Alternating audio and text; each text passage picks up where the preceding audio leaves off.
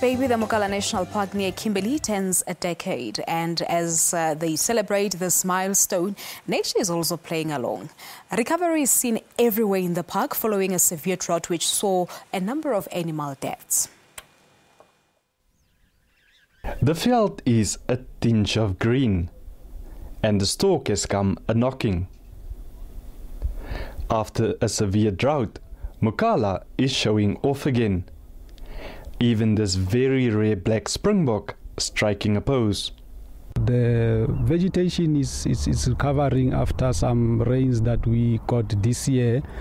But I mean, if we have a prolonged drought again, say another year or two, then I think the vegetation will struggle. We still need a year or two in order to say we get in there in terms of recovery. We have different plant communities that we have identified, including both savanna and namakaru vegetation communities. There's a number of newcomers to the park, but it's the wrong time of the year. Nature once again adapting. The reasons of the animals doing that is climate change. They are adapting and breeding in different times of the year to ensure that the young that they do give birth to can survive. We don't have large predators that keep the numbers down. If we do have good conditions, then we do have excess game as such. So we do an annual census every year, an aerial census, to see what the numbers are, and then from that we plan on what needs to be taken off.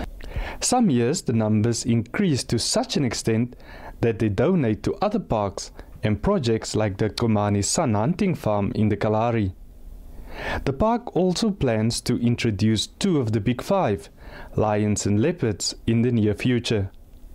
Ulrich Hendricks, SABC News, Mokala National Park near Kimberley. All right, and let's take this discussion further by crossing live to our reporter Ulrich Hendricks. He is in the Northern Cape. Ulrich, goeiemôre. Hoe lyk die goed as jy kan? Praat met ons. Wat verwag ons vanoggend? Hi, good morning, Palesa, and welcome to the Mokala National Park. It's about 50 kilometers south-west of Kimberley. Now, the Mokala National Park was proclaimed after Valbos National Park, which is southeast of Kimberley, was deproclaimed because of a successful land claim just over 10 years ago, and because of mining activity in that area. So basically they had to find a new place, move all the animals, relocate all the animals to this new spot, and they had to basically start afresh. Well, to talk about this to us is the regional manager of the Eret National Parks, Lucius Mulman. Lucius, 10 years ago you started this park, starting afresh. What work went in that? Ulrich, it was a big exercise. I mean, to move from Valbos to Mokala was not easy, but we've managed to do that, and I think after 10 years we can look back and say, I mean, it's a big success. And we started off with Mokala mainly as a area where we've got rare species. That was the main objective of Mokala. I mean, we've got sable, roan, tsessebe, buffalo, all those rare species. But currently, Mokala got to a stage where the unit occupancy and the visitor numbers, unit occupancy is now stabilizing at about 63-64%. Visitor numbers stabilizing at about 17 to 18,000 visitors. And we have to do something now. We have to do something more with Mokala to get it to a break-even or a profitable park.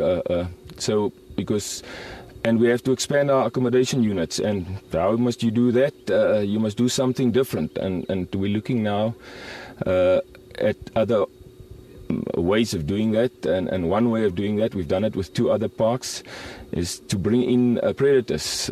And hopefully we can push up the occupancy to about 70-75%, where we can start looking at expanding the accommodation units and get into or closer to that profitable and break-even margin.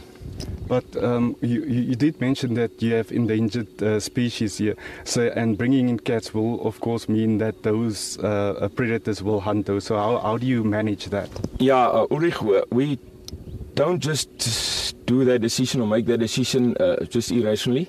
We're busy currently with a risk-benefit analysis, so we will weigh up the benefits and the risk of bringing in predators, and we will definitely not endanger or see that the predators have an impact on the endangered species. And then the park has grown from 19,000 hectares initially to just over 30,000, almost doubled the size. What are the plans for the future? Expansion is still on the cards. We're still looking to expand Mokala, up to the N12. That's on the cards. So we're still busy, and it will be continuing in the next couple of years to expand Mokala till the size that we've planned 10 years ago. And what should visitors come except the endangered species that we find here?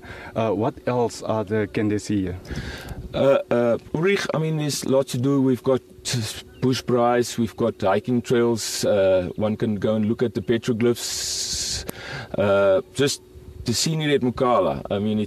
It's something that you don't get often in the Northern Cape. I think people is coming to Mokala, the quietness, it's just good to experience. Thank you very much, Lucius Mulman. He's the regional manager of the Arid Parks here in the Northern Cape.